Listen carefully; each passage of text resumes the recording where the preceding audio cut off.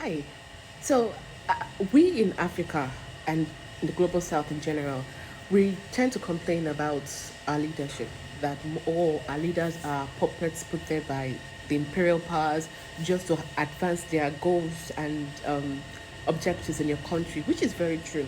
But I think that many times we also underestimate how the governments of these imperial powers, right, are also puppets.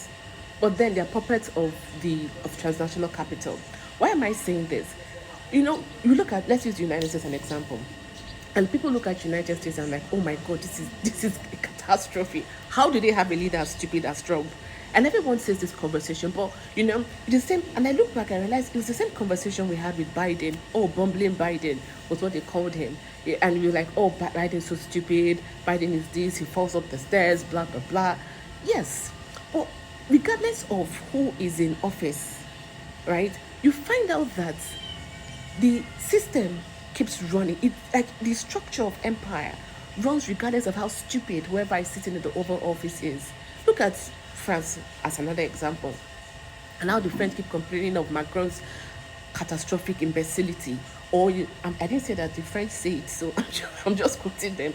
Or you look at Keir Starmer in the United Kingdom, nobody likes him. So it's like, no, I find it that there's a reason empire lasts and there's a reason empire stays. And most of the time, it's really not about who sits in office, who is the figurehead that everyone says is the president of this or the prime minister of that. Look at now, this week, the news came out that United States has become the world's largest exporter of oil. That's incredible. That is the story that made me calm down to think. Because sometimes you can really underestimate the United States, which is very stupid, by the way. Especially people who are anti-imperialists, we tend to underestimate the United States and just look at them from the area of, oh, these people just plunder and pillage and destroy the world. Okay, yes, they do it, but being the world's number one exporter of oil didn't happen because the president was stupid. It happened because there is a system. There's a system that runs regardless of the intelligence of whoever is sitting in the Oval Office or any of their capitals. You can. How did United States go from, oh, the oil shock of the 1970s, oh, Saudi Arabia, you have to do petrodollar, we have to protect ourselves, oh, we need this, we need that, to becoming the world's exporter of oil? Simple. Number one, you attack the major oil. My God, you attack the major oil producing countries in the world. That's what you do. For example, Russia, Ukraine. Russia is one of the largest exporters of oil in the world. But Russia is at war. And it's not just the war, because the war didn't really stop Russia's production of oil. What is stopping it? The drone attacks in the refineries. All those drone attacks. Of course, maybe quickly Russia fixes it, but all of those attacks, destroying infrastructure, making it difficult to work, all of that is is clogging the wheel of Russia's production. The next thing, you attack Saudi Arabia and the GCC countries in general, Saudi Arabia, the UAE, Bahrain. You attack them with what? Iran. Now everyone says, oh, why is Iran attacking, blah, blah, blah. They knew. No, Trump said, oh, we didn't know that Iran was going to close the Strait of Hormuz. We didn't know that Iran was going to attack the GCC. They knew. If you can read some policy papers that, especially which way to Persia, and some other policy papers and discussions they have in their think tanks, you find out that everyone is saying Iran will close the Strait of Hormuz. I knew they were going to close the Strait of Hormuz, and I am not a policy maker. I'm not, but I knew they were going to do it. I knew they were going to attack the GCC countries, but I'm not a policymaker. So you're telling me that those ones who have paid in think tanks and all these institutions, they do not know? They knew. That was the point. That was the point. So you attack them. Now, the UAE, Saudi Arabia, and the rest of them are exporting way less oil than they used to. Where is everybody looking at? They're looking at the United States. What else do you do? Come on. You attack another oil-producing nation, Nigeria. Oh, there's Christian genocide in Nigeria. You attack another oil-producing nation, Venezuela.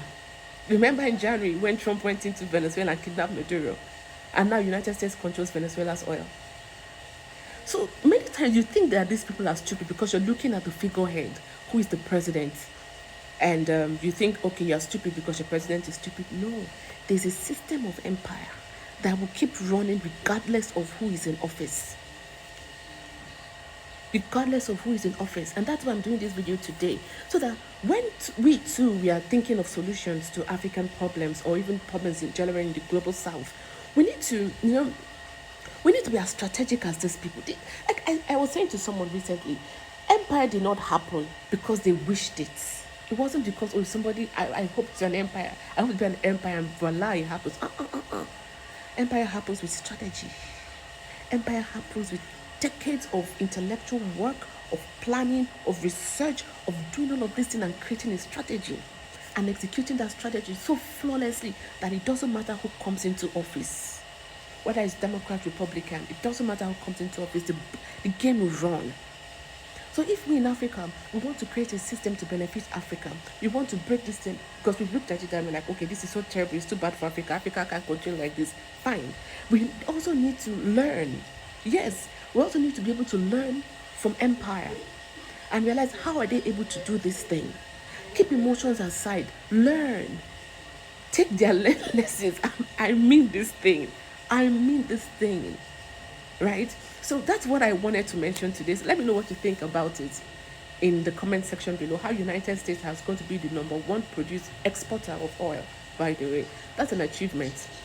With Russia out of the game, Russia is not completely out, but with Russia having difficulties in the game, the GCC countries having difficulties in the game, Venezuela out of the game, Iran also is also having issues, right? Nigeria is gradually, Nigeria is under attack. We also have to look at countries like Angola. For now, nothing, but that is not to say. But all of this means that there's still there, and the demand for oil hasn't reduced.